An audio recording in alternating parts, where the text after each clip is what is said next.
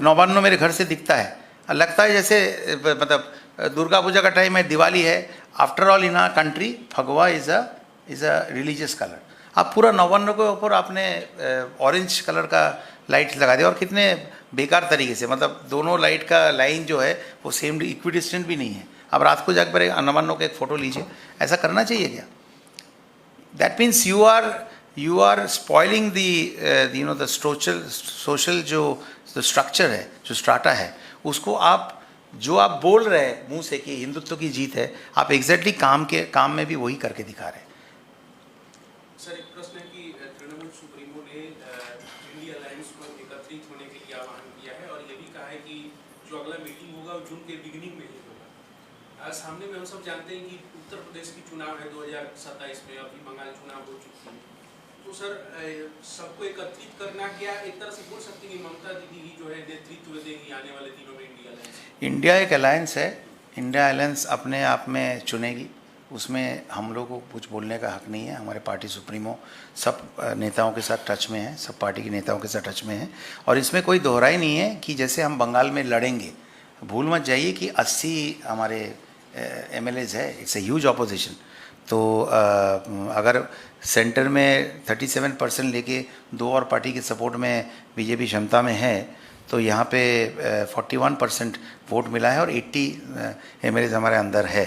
तो जो इंडिया के जो पार्टीज़ है उनको साथ में लाने का शुरुआत भी दीदी ने की है। और आप देखिए आगे जाके देखिए क्या होता है। प्रीमैच्योर कुछ हम नहीं बोलेंगे, but she is one of the biggest fighters in the history of political this thing. So will fight it out. আচ্ছা, আরেকটা বিষয় বলে রাখি।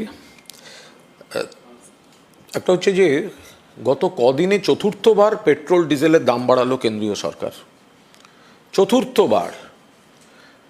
তো ভোটের আগে এতবার ডেলি প্যাসেঞ্জারি করলেন দিল্লির নেতারা, প্রধানমন্ত্রীজি এলেন, হোম মিনিস্টারজি এলেন, এত মিষ্টি মিষ্টি কথা বললেন, একবারও তো বললেন না যে ভোটের পর এটা বাড়বে।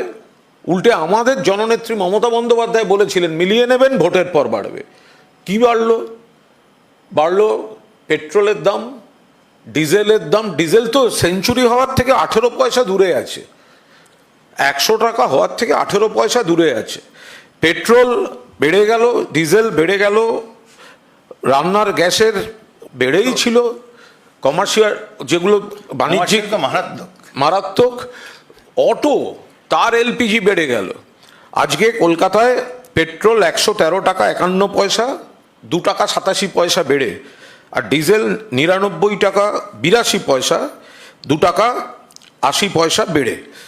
তো এখন এর প্রভাবটা শুধু যার গাড়ি আছে তার উপর পড়ছে তা নয়, তা তো পড়ছেই। পাশাপাশি যারা গণপরিবহনে যাতায়াত করেন, যিনি অটোতে উঠবেন, যিনি বাসে উঠবেন, যে কোনো ক্ষেত্রে তার চাপ পড়বে। এর প্রভাব মূল্যবৃদ্ধিতে গিয়ে পড়বে।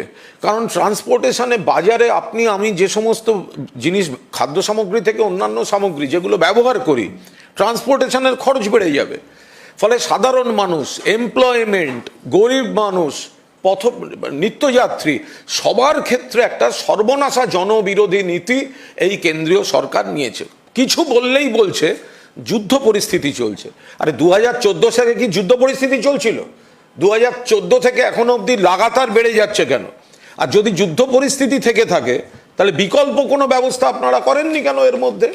ফলে কেন্দ্রীয় সরকারের এই নীতি, বিজেপি সরকারের এই নীতি, যেভাবে সাধারণ মানুষের উপর প্রবল আর্থিক চাপ বাড়ানো হচ্ছে, স্কুলে ডিরেকশন পাঠানো হচ্ছে, অর্ডার পাঠানো হচ্ছে, সেখানেও সমস্ত জ্বালানি ব্যবহার কমাতে হবে। তো দুদিন বাদে তো আরো ভয়ঙ্কর জনজীবনে বিপর্যয়ের দিকে যাবে। একদিকে আর্থিক চাপ, অন্যদিকে সাপ্লাইয়ের অভাব। ফলে আমরা এগুলোর সর্বভারতীয় তৃণমূল কংগ্রেস এর তীব্র বিরোধিতা করছে। মিড ডে মিলের উপর বিরাট বড় চাপ পড়বে। আর একটা জিনিস বলি, দিল্লি আর কলকাতার মধ্যে এই পেট্রোলের প্রাইসে কতটা ডিফারেন্স আছে কোনো ধারণা আছে? যেটা ওরা বলেছিল উইল ব্রিং ইট অ্যাট পার। মানে অলরেডি বিহারে আমরা যেরকম দেখেছি ভোটের পরই সমস্ত প্রমিসেস আমরা দেখছি সব জায়গাতে যেভাবে প্রমিসেসগুলো মানে থুবড়ে পড়ছে। তো এখানে দিল্লি আর কলকাতার মধ্যে পেট্রোলের প্রাইসের ফারাক জানেন? প্রায় 9 টাকা, প্রায় না 9 টাকা। তো এইটাকে অ্যাড পার কর, ডবল ইঞ্জিনের সরকার যখন হচ্ছে তখন ওই ইঞ্জিন থেকে যখন আর পেট্রোলিয়াম কোম্পানিগুলো যখন লাভ করছে তখন সেই লাভটা পাবলিকের কাছে ফিরিয়ে দেওয়া উচিত না, because this will create inflation in anyways. সব জায়গাতে সব কিছু জিনিসের দাম বাড়বে।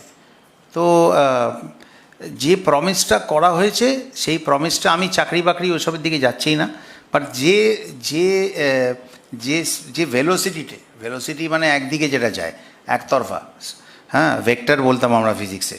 তো যে ভেলোসিটিতে ওরা একটা পার্টিকুলার দিকে চলেছে সেটা কিন্তু পলিটিক্যাল এবং সোশ্যাল আনরেস্টই ক্রিয়েট করবে।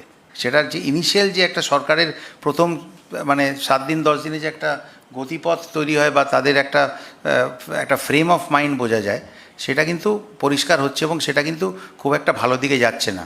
বিশেষ করে যেটা দাদা বললেন, হকারদের ওপর বুলডোজার চালিত, হঠাৎ নিউ মার্কেটে গিয়ে 100 বছরের বেশি পুরনো একটা, ঠিক আছে আপনি করতে চান, রিস্ট্রাকচারিং করতে চান করুন, বাট তার একটা কি বলবো, একটা কম্প্যাশনেট একটা ব্যাপার তো হবে। হঠাৎ আপনার মনে হলো বিদেশে আমরা যেন ফার্মার্স মার্কেট দেখি, হঠাৎ আপনার মনে হলো যে ফার্মার্স মার্কেটটা যে ততটা হওয়া উচিত তার থেকে অনেক বেশি বেড়ে গেছে, আপনি হঠাৎ গিয়ে বুলডোজার দিয়ে একদিন সব ভেঙে দিলেন। কোনো বিশ্বে কোথাও এটা হয় না। একটা নোটিস পিরিয়ড তো চাকরিতেও দেওয়া হয়। আর এরা তো একদম লোয়ার ইনকাম গ্রুপের, they poor people, you can't just do this to them. Suvendu Adhikari বিরোধী দলনেতা থাকাকালীন বলেছিলেন যে আমরা সরকারে এলে পেট্রোলের দাম 10 টাকা কমবে অন্য রাজ্যের তুলনায়, অথচ আপনি বলছেন 9 টাকা বেড়েছে। 2 টাকা 57 পয়সা তো এই কদিনই বেড়েছে। আর দিল্লির সঙ্গে যে প্রাইসটার ফারাক, এটাও তো বলা হয়েছিল যে দিল্লির যেটা সেটার সঙ্গে আমাদের পশ্চিমবঙ্গের প্রাইস অ্যাট পার নিয়ে আসা হবে। অ্যাট পার কোথায় হচ্ছে, তো পার হয়ে যাচ্ছে, মানুষের ধৈর্যের পার হয়ে যাচ্ছে। বিরোধীরা যেটা বারবার বলছিলেন যে যখন মমতা বন্দ্যোপাধ্যায় সরকার ছিল তখন বিরোধীরা বারবার যেটা বলছিলেন সেটা হচ্ছে রাজ্য সরকার যে করটা নিচ্ছে অবিলম্বে প্রত্যাহার করে নেওয়া হোক, তাহলে পশ্চিমবঙ্গে পেট্রোল ডিজেলের দামটা কমে যাবে, জ্বালানির দামটা কমে যাবে। তো এখন তো মমতা বন্দ্যোপাধ্যায় সরকার নেই, এখন ইলেকশন কমিশন স্পন্সার্ড বিজেপির সরকার। তো তাঁরা এবার সেই করটাকে তুলে নিন, যেটা দাবি করেছিলেন সেটা নিজেরা করে দেখান, তাহলে স্টেটের যে অংশটা আছে ট্যাক্সে আপনারা সেটাকে উইথড্র করে নিন। আপনারাই তো দাবি করেছিলেন আগের সরকারের কাছে, আমাদের সরকারের কাছে, মমতা বন্দ্যোপাধ্যায় সরকারের কাছে, এবার সেটা করছেন না কেন? যেটা বাবুল বললেন, তাহলে এমন একটা অবস্থা হয়ে আছে যে দিল্লির থেকেও আমাদের কলকাতায় আজকে এই মুহূর্তে দাঁড়িয়ে পেট্রোলের দাম অনেকটা বেশি, 9 টাকা বেশি, 9 টাকা বেশি। তো তাহলে রাজ্য সরকার যে ট্যাক্সটা নিচ্ছে সেটা অবিলম্বে উইথড্র করা হোক, যেটা আপনাদের দাবি ছিল আপনারা করে দেখান। সরি 9 টাকা না, 11 টাকা 50 পয়সা বেশি। দিল্লিতে হচ্ছে 102 টাকা 12 পয়সা, আর কলকাতায় হচ্ছে 113 টাকা 51 পয়সা। 11 টাকা বেশি। আপনারা ভেবে দেখুন, এতে আপনারা সবাই এফেক্টেড। আর এই মানে একজন যখন মুখ্যমন্ত্রী হন বা কোনো মিনিস্টার হন, একবার জিতে যাওয়ার পরে যারা হেরেছেন তাদেরও তিনি মুখ্যমন্ত্রী, যারা ওনাকে ভোট দিয়েছেন তাদেরও মুখ্যমন্ত্রী, যারা ভোট দেননি তাদেরও কিন্তু মুখ্যমন্ত্রী। যে বয়ানগুলো উনি দিয়েছেন সেই বয়ানগুলো যদি অ্যাকচুয়ালি উনি ফলো করেন, যেগুলো পরিষ্কারভাবে বলেছেন সেখানেই হোক, যদি ফলো করেন তাহলে কিন্তু আগামী দিনে যে আমাদের যে সোশ্যাল স্ট্র্যাটা যেটা আছে সেটা কিন্তু বিপদে পড়তে চলেছে। কারণ বিভিন্ন জায়গায় কিন্তু মানুষের মধ্যে ক্ষোভ তৈরি হচ্ছে। একটা এই যে অ্যাবেটর্নে যেটা তুমি বললে, মানে সরকারি কসাইখানা যেটা বললে, এইসব জিনিসগুলো কিন্তু আলটিমেটলি একটা বিরাট বড় একটা এফেক্ট, কিন্তু একটা ডমিনোস এফেক্ট হিসেবে সোসাইটিতে কিন্তু পড়বে। সেটা কিন্তু সরকারকে কি বলবো। আর দেখুন আরেকটা জিনিস হচ্ছে যে এই যেটা দাদা বললেন যে ইসিআই স্পন্সার্ড বিজেপি সরকার, এটা মানে আক্ষরিক অর্থে এরকম সত্যি হতে পারে, এটা মানে জাস্ট ভাবা যায় না। মনোজ আগরওয়াল আইটিতে আমার সেক্রেটারি ছিলেন, তো আমি ওনাকে ভালোভাবেই অনেক দিন চিনেছি, দেখেছি। ভাবুন, উনি ইলেকশন কমিশনার হলেন, ওনাকে করা হলো, আর ঠিক তারপরেই উনি হয়ে গেলেন চিফ সেক্রেটারি। এবারে এটা আমাদেরকে গবেষণা করতে হবে যে ওনাকে আগে থেকেই কি এটা বলা ছিল, যে আপনি যেমন বোপ থেকে কি আগে থেকেই বলা ছিল যে আপনি এই জিনিস হলে এই জিনিস হতে পারে। হ্যাঁ, আপনি নাম সরিয়ে দিন, যেটা আমি বলছি, কোনো একটা জাজকে কি বলা ছিল, নাকি কারোকে এটা বলা ছিল যে আপনি ঠিকঠাক করে করুন, এইভাবে করলে আপনার এই হতে পারে, এটা দেখছি। আচ্ছা, এই যে অ্যাডজুডিকেশন বা এই যে চেকিংয়ের জন্যে করার জন্য সুব্রত গুপ্ত ছিলেন, তাই তো? ওনার এক্স্যাক্ট ডেজিগনেশনটা কী ছিল? মানে ডেপুটি স্পেশাল রোল, তাই তো? Special role. তো সুব্রত গুপ্তর আপনি ডেজিগনেশনটা দেখুন, chief adviser to chief minister. एक तो they should be some you know आंखों की शर्म जो हम बोलते हैं, थोड़ी बहुत तो होनी चाहिए। ऐसा कैसे आप कर सकते हैं? ऐसा नहीं हो सकता ना। तो फिर the questions will arise, what were this arrangements made before this persons were appointed in this responsible post. I think this are logical question. You don't, এটা পলিটিক্যাল নয়, ইটস আ লজিক্যাল কোয়েশ্চেন। এটা যে বিজেপিকে vote দিচ্ছে তার মনেও এটা হতে পারে, সেটা তো জনসমক্ষে বলবে না, কিন্তু তার মনে হতেই পারে যে ভাই দেখো कैसा सेटिंग किया हमने, तो क्लियर है। How can you do this?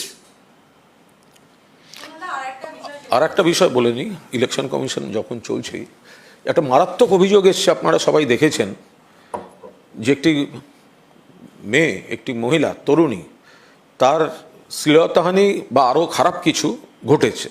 কিভাবে ঘটেছে? তিনি একটি লিফট চেয়েছিলেন একটি গাড়িতে, তো দুজন তাকে লিফট দেওয়ার নাম করে তুলেছিল, তারপরে কোনো একটা কিছু খাবার অফার করে, তারপর তিনি অচৈতন্য হয়ে যান এবং সেখানে তার শ্লীলতাহানি এবং আনুষঙ্গিক আরও এগুলি করা হয় এবং সেগুলি ছবি তুলে রেখে তারপর তাকে হ্যারাস করা হয় ইত্যাদি ইত্যাদি। সেটা এখন জানাজানি হয়েছে, সামনে এসছে। এপ্রিল মাসের ঘটনা। তাহলে কোন সময় হয়েছে? যখন রাজ্য ইলেকশন কমিশনের আওতায় ছিল। তো তাহলে যে সময়টা এই তরুণী শ্লীলতাহানি, নির্যাতন, নারী নির্যাতন, এই ঘটনাটা কলকাতা শহরে বেহালা অঞ্চলের ঘটেছে, তো সেই সময় তো রাজ্য দায়িত্বে ছিল ইলেকশন কমিশন। তাহলে কথায় কথায় যারা অন্য ব্যাখ্যা করেন, সেই ব্যাখ্যাগুলো বন্ধ করুন। আর ইলেকশন কমিশন সেই সময় কি করছিল, কোন অফিসাররা দায়িত্বে ছিলেন, কি হয়েছিল, তাহলে সেগুলো তাদেরও একটু তো দায়িত্ব নিতে হবে। কিন্তু কুণালদা, রিসেন্টলি আমি একজন ক্যাবিনেট মিনিস্টারের বয়ান শুনলাম, মহিলা ক্যাবিনেট মিনিস্টার, আর নামটা আমার করছি না, আমি জোর করে নিয়ে গেছিলাম ইয়েতে, যাই হোক। তো বলেছেন যে ওই দিদি ও দিদি ক্যাটকলটা নাকি ঠিকই ছিল মোদিজির। এটা আপনি জানেন কিনা আমি জানি না। উনি বলেছেন যে ক্যাটকলটা ওই যে দিদি ও দিদি, ওটা ঠিক ছিল। হ্যাঁ, এটা অসুবিধে কী আছে? তো যদি ওনারা মনে করেন যে চিফ মিনিস্টারের এটা, মানে প্রাইম মিনিস্টারের এটা হতে পারে ল্যাঙ্গুয়েজ, তাহলে আমার মনে হয় যদি অন্য পার্টির কেউ কোনোভাবে কোনো মানে কি বলবো ইনঅ্যাপ্রোপ্রিয়েট কিছু বলে, ইয়ে করে, তাহলে মানে সেক্ষেত্রে ইট ছোড়াটা একবার ভাবতে হবে। Because you are talking about the highest constitutional head, constitutional president হলেও ডিফ্যাক্টো তো প্রাইম মিনিস্টারই দেজুরে হতে পারে, ডিফ্যাক্টো তো প্রাইম মিনিস্টারই। উনি যদি এটা বলে ছাড় পেয়ে যেতে পারেন, মানে এটা যদি এনার মনে হয় যে এটা ঠিকই বলা আছে, ভুল কী আছে, তাহলে আর কী বলার আছে? কিছু বলার নেই। মানে এটা এক্সপেক্টেড যেটা।